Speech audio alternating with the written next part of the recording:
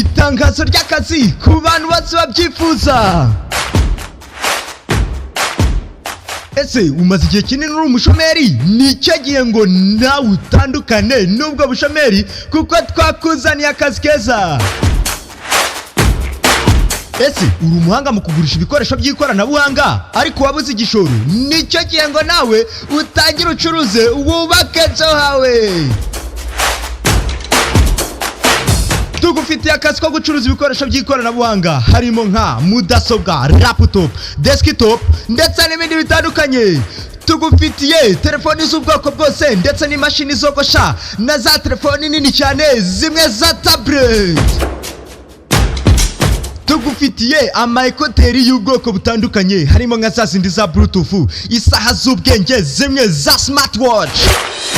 Tugufitiye kandi na za Smart TV. Aho wadusanga Kigali Remera aho bakunda kwita ku Gisimeti, cyangwa ukaduhamagara kuri 0788 21 56 23.